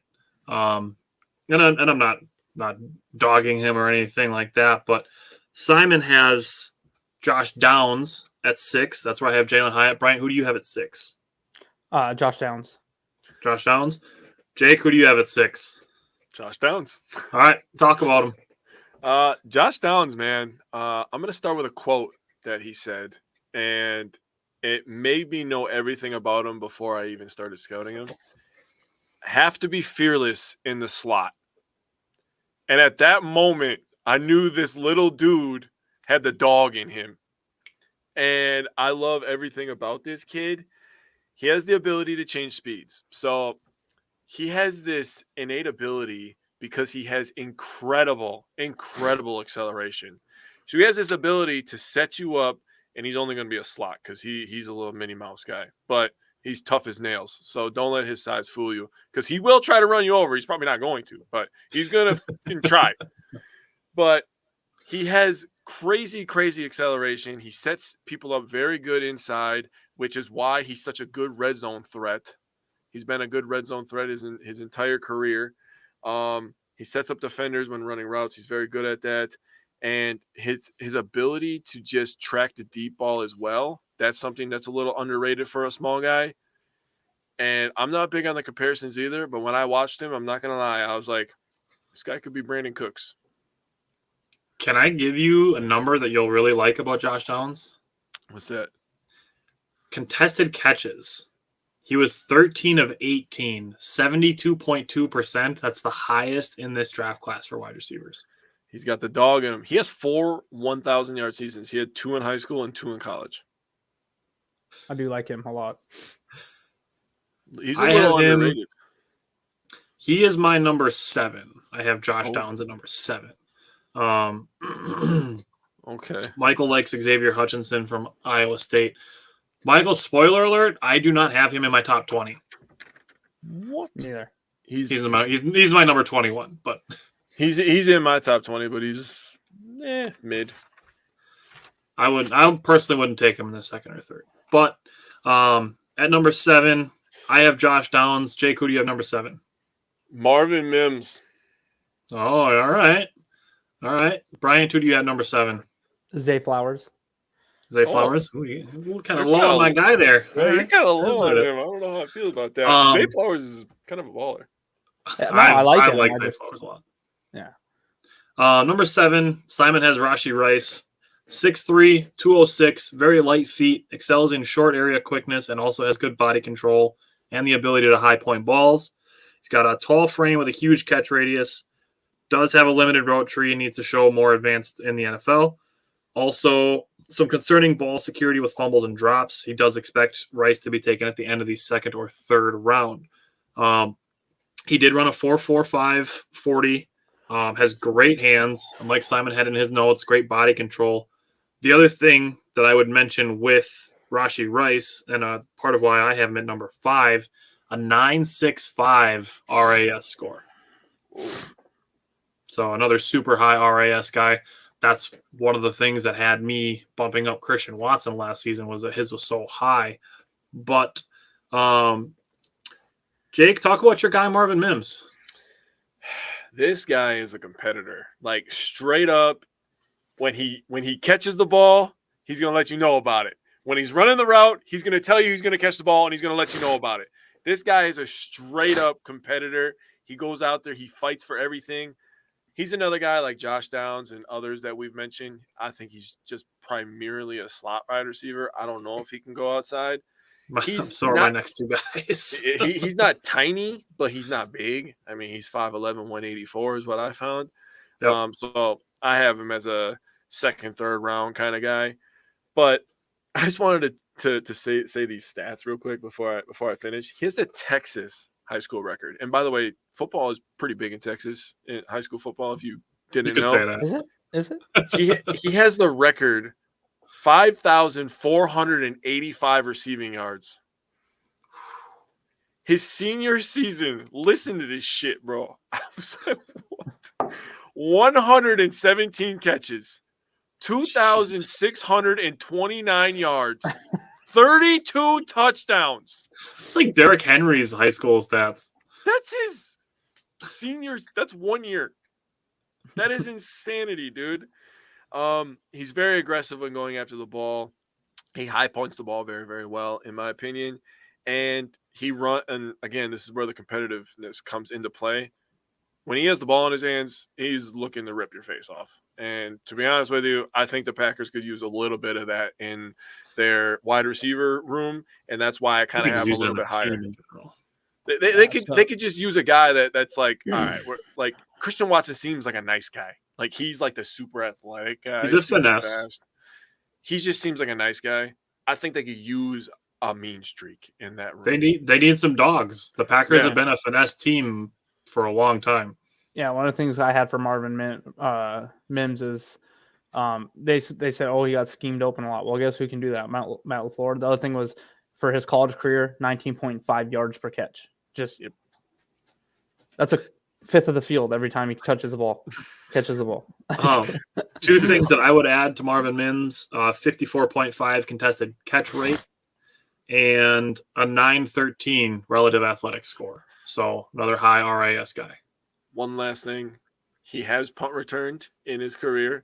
So I understand that we have Nixon, but if they wanted to protect Nixon and just keep him on kick returns, or if Nixon gets a bigger role on defense, I'm just saying that he could be an option as a punt returner.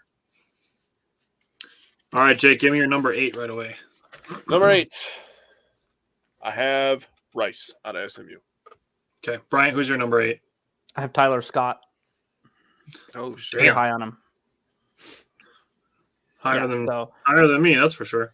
Way higher than me. Yeah, I'll go into him after you. Number 8 is where Simon has Cedric Tillman. He's got him at 6'3", 215, an outside wide receiver with the ability to use his size to lead block and get his hands on defensive backs. Great contested catch radius and contested catch ability. For contested catches, I have him at 42.9% in college, or in 2022, which isn't bad, but for a guy that size, personally, I'd like to see it higher, so I'm a little bit lower on Cedric Tillman. Also an excellent run blocker with a limited route tree. Doesn't have elite top speed to create secondary separation. Expects him taken in the 3rd or 4th round. I don't think that's outside the possibility. I do think he's got some tackle breaking ability, and that could stem from his size. But is there anything you guys wanted to add on Cedric Tillman before I give my number 8? He just looks natural catching the ball, in my opinion. He's a natural pass catcher on the outside. My number 8, I'm going to be the highest on probably both of these next two guys. I have Nathaniel Dell, Tank Dell, as you might see him as. He's another one of those small slot guys. He's very small. He's listed at 5'10", 163, but 4.42 speed, and he is shifty as hell. And part of the things that I like about him, he's also got that quick twitch. So he's shifty, the quick twitch. He changes directions so fucking fast. I love watching it. He's a smaller guy, so he does have the small catch radius. But for me, like I said, I'm prioritizing those guys that have the quick twitch, the separation ability, change of direction, and the good footwork. So that's what I like from Nathaniel Dell. And he's a little wiry. He's a small guy, but he'll throw it around with you. So I have him at number 8. Jake, who's your number 9? So Tyler Scott was my number 8, and he's one of the ones I was going to expand on. So if I can do go for it. Yeah, sorry, much higher on him than I. So yeah, the reason I like him, and I knew I was pretty high on him, but he was a junior Olympic sprinter, and he ran a 4.44 in the 40. But if you go watch his tape, he just runs away from people. He has 14 career touchdowns of 30 plus yards. A pretty fluid athlete who can he uses his acceleration to basically create separation at the top of the route. So he'll get open. And another thing is he can do the jet sweeps and the wide receiver screens that we like so much. And he will struggle a little bit with the contested catches, but with his top end speed, and so I think he can create 55% in 2022. So better than Cedric Tillman in contested catches. Yeah. So I think he could be a really, really fun slot receiver for us just because of his speed out of that slot. Another one that, I know we don't want to do similarities, but his similarities were to T.Y. Hilton, who's a very, that wouldn't be a bad ad on our team, right? So I just, a lot of the rankings I have, they're kind of chunked together, the 8 to 12 are pretty similar and stuff like that. So, so Tyler Scott, if you go watch his tape, you can see his game speed is faster than 4.44 in my opinion. So I think with him, the two things that I have written down that really stood out to me was his acceleration, and he's slippery is what I have written down. Not a guy that really goes down to the first contact a lot. The wide receiver that Greg was talking about from West Virginia was Bryce Ford Wheaton. Okay. I looked at him a little bit, but he didn't make my top 20. He didn't make mine either, but he did have a 9.96 RAS. Yeah. So shit. Yeah, I think he was the highest. Potential steal late in the draft. That's pretty high score. Holy shit. That's what Christian Watson was last year. Yeah, I remember. All right. Jake, who's your number 9? Nathaniel Dell. And you did a good job. Appreciate it. Brian, who's your number 9? Marvin Mims. Simon has Michael Wilson, number 9. I have Kayshon Boutte. Okay. He's 6 foot 205, 4.5 40. Nothing crazy going to blow you away about his speed, but he makes good breaks coming out of his routes, which is good for separation. What I noticed was his quarterback threw him a lot of not at the numbers passes, which forced him to do a lot of extensions and snagging the ball out of the air.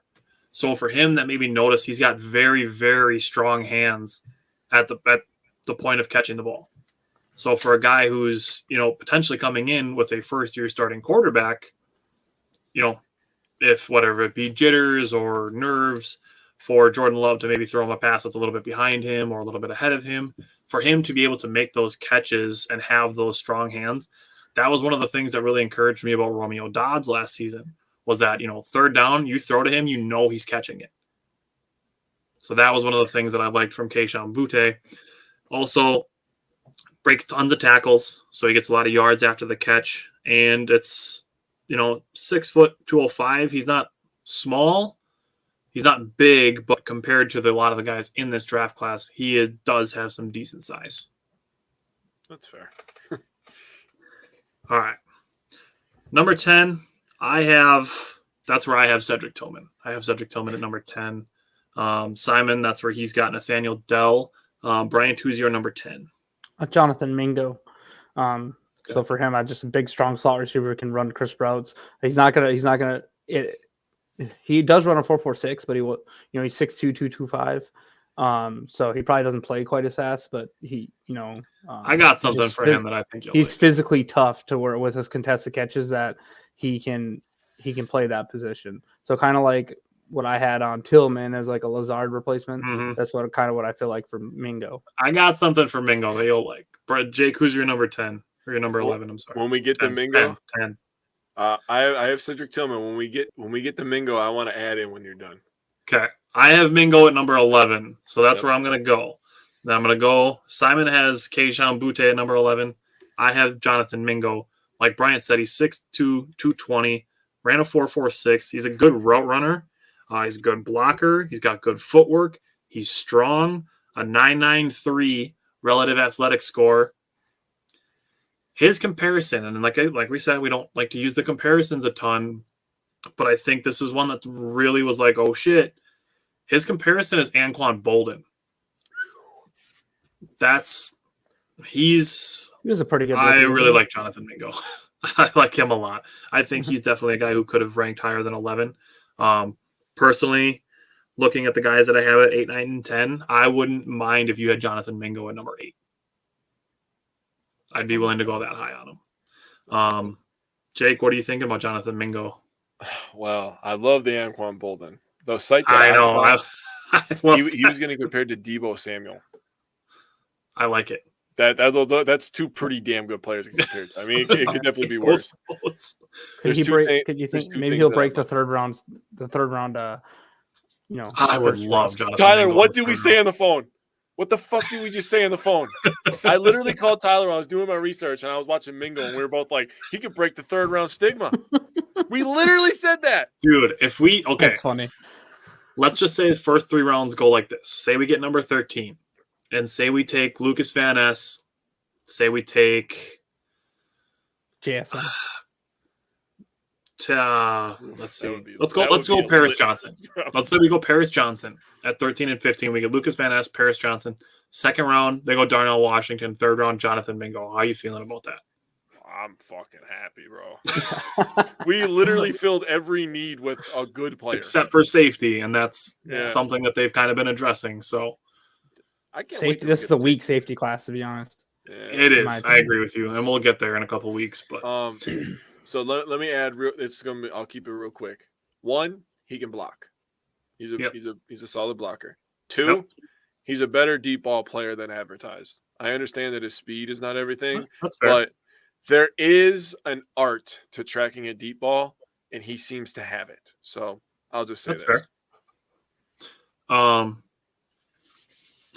Greg's said we got a nice wish list going, and we'll post all these too.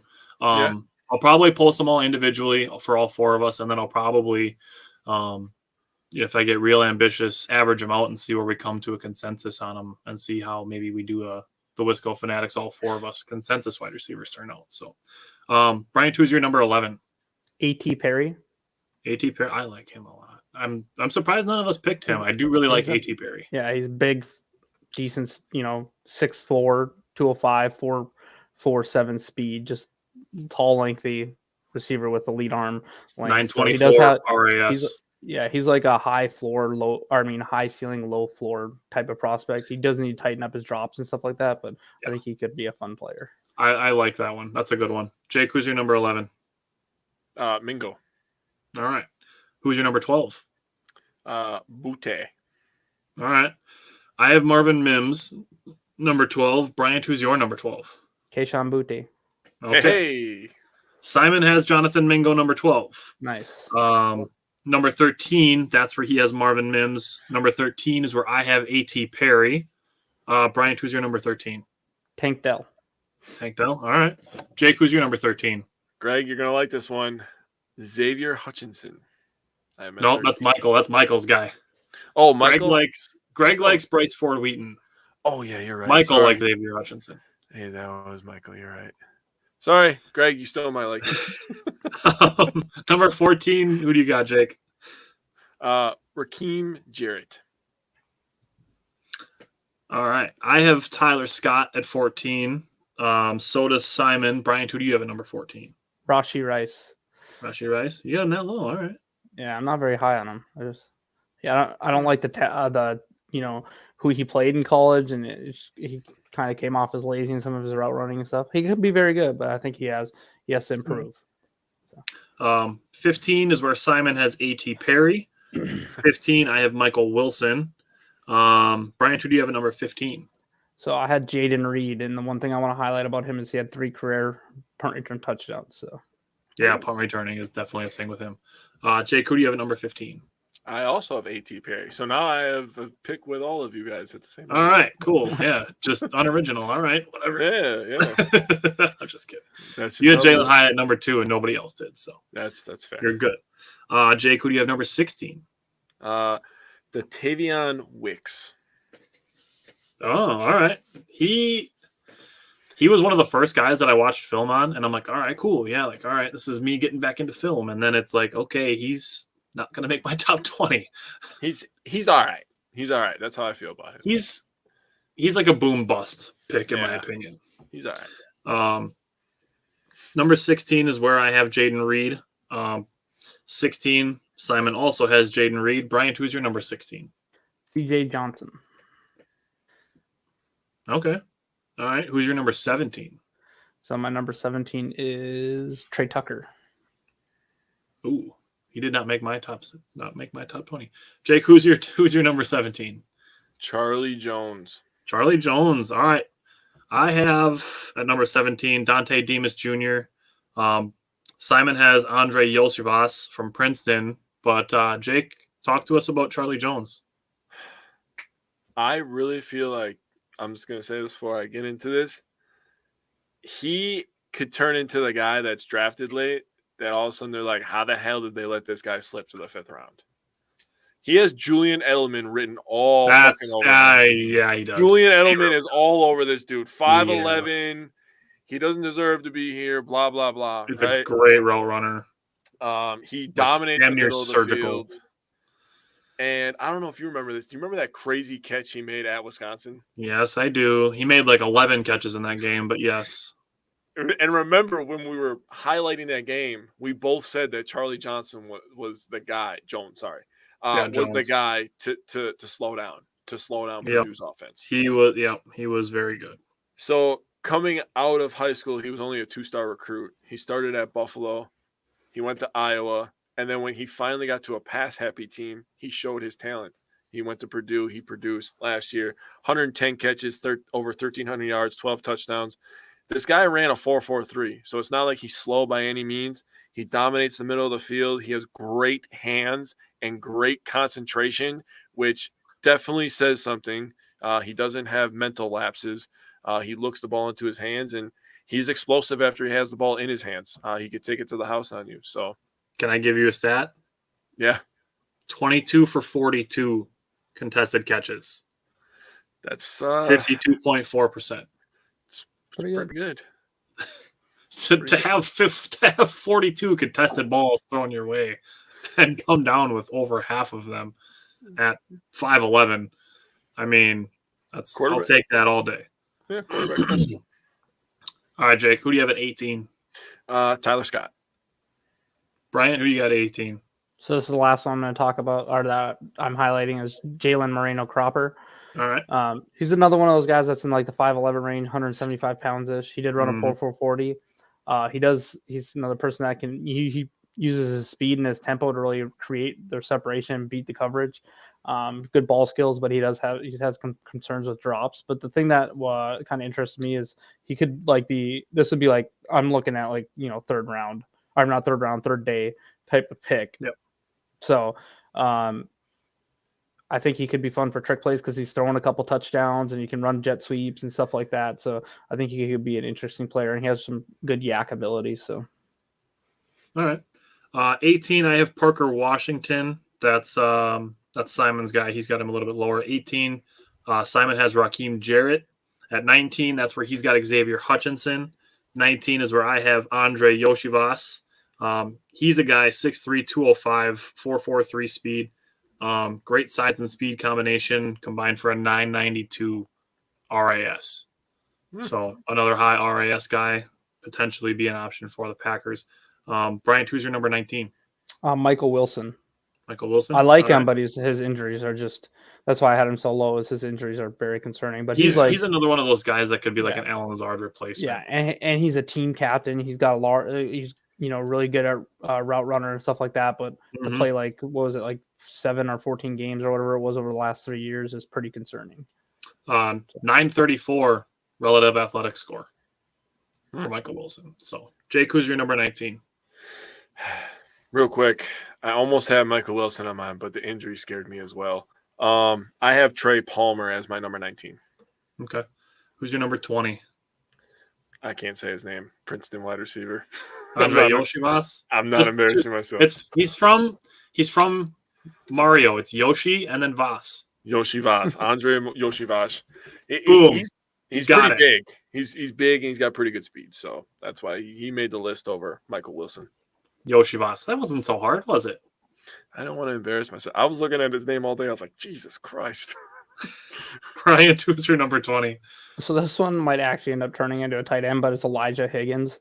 He's 6'3", 235 pounds, but ran like a 4.54. So pretty big dude. So he's got some decent okay ball skills. So I just threw him in there because I think it, his kind of interesting. His relative athletic score was 899, so still pretty high. Yeah. Greg, this is our Friday night time. We start at 8:00. On Wednesdays, Jake and I start at 4:00, and that's when we talk Bucks, Brewers, and then Badgers basketball and football. Yep, so you can catch us twice a week. Wednesdays at 4, Fridays at 8.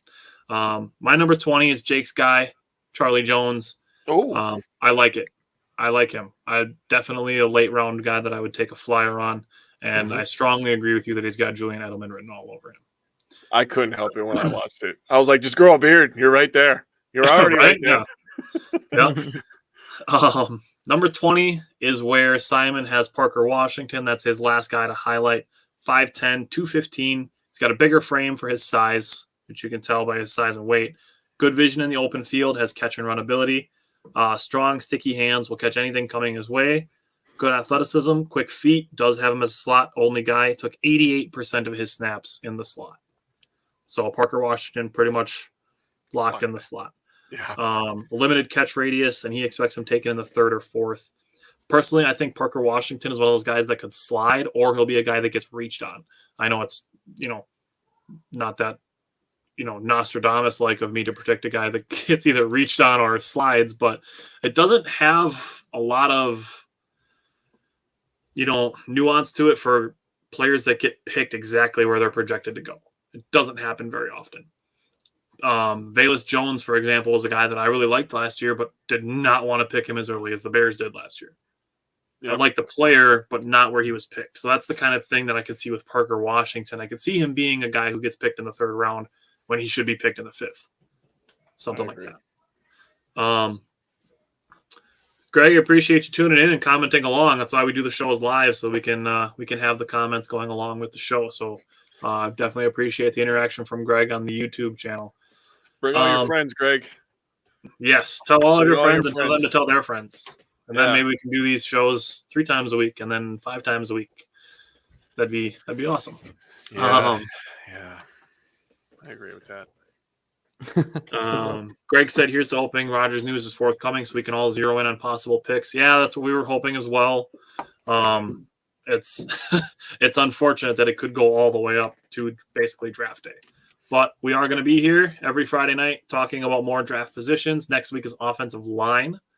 And we have more positions coming every Friday up until the last Friday before the draft. That day we're going to do live mock drafts together. And then we are going to stream during the 1st and 2nd days of the draft, that Thursday and Friday night. We will be live streaming during during those, so you can watch the draft with us and talk through the picks now that we've talked through the players. So definitely want to thank Paul Brettel again for joining us, and thank everybody who was watching and commenting along, and thank you guys for bringing in your 20 wide receivers, and Simon for sending me his notes. So we got to have his. Is there anything else you guys want to throw out about today's show? No, I like all the wide receivers talked about for Green Bay. It's like we really need a true slot receiver. Yeah, we had Cobb, but like, and we have Toure that could still turn into something like that. But I think this is a really good draft for Green Bay to draft a slot wide receiver early, top 3 Dobbs rounds. is kind of like an inside-outside guy, Yeah. and I'm perfectly fine with that. But having a true slot possession receiver, and I think that's one of the reasons I really like Charlie Dobbs Jones. reminds me of James Jones. Could be like that. And the thing with a slot receiver and tight end is now it makes it harder for Watson to get open. It makes it easy for the defense to just rotate that safety over the top of him, right? So if we get a slot guy that can go underneath, go outside, or a tight end that can work the middle of the field, tight end that could stretch the field down the middle, block, do all the stuff that we need. If we can fill those 2 positions, and I'm not saying they're going to be impact from the draft, maybe we get one from free agency. That could take this, that could take this offense to the next level, and it could take Christian Watson into some really crazy levels, tiers wise. I think if he gets one-on-one coverage for a majority of the year, the man is going to kill, and Jordan Love's going to put it in the bucket. Exactly. Jordan Love will hit him on those deep balls. He'll just put it out there. Christian Watson can go get it, and that's all the things that we're talking about here. Those all can benefit Jordan Love. So we're all for benefiting Jordan Love, putting him in a position to succeed right off the bat. Greg said his son Connor is a huge Rodgers and Packers fan. He's 29. Hey, so am I. We'll definitely tell him about the show. I appreciate it. That's our goal is to grow. Yes, sir. Thank you guys. Jake, I will see you Wednesday. Bryant, we will see you next Friday. Thank you, everybody, for watching and commenting along, and have a good night. I hate you, Bryant.